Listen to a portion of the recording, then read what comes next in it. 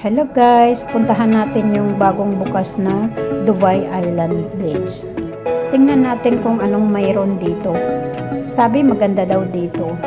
Kaya titingnan natin. Parking muna tayo dito.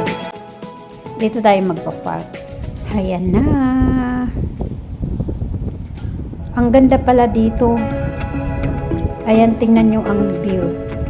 Maganda pala dito. Ayan, walang katao-tao.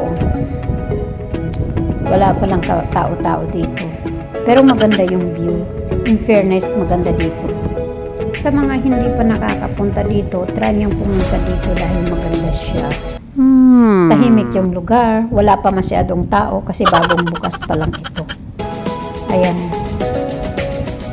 Pag weekend, maraming tao dito. Friday, Saturday, Sunday, punong-puno dito ng mga tao. Sinubukan kong maligo para makababad ng saglit. Man lang. Umalis na rin ako sa tubig dahil nakaka-bored naman maligo ng mag-isa ka lang.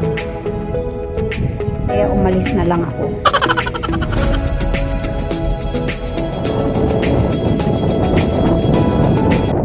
May kulay green dito na tinry ko siyang kunin. Ewan ko kung ano ba ito, parang damo siya, parang kulamot. Hindi ko lang alam kung ano to. Makahanap ng CR dito, kung nasaan ng CR dito guys. Sinelas ko, puno ng buhangin. Washroom muna tayo guys. Ayan, balik na ako sa sasakyan. Medyo gabi na rin. May limit din sila dito maligo.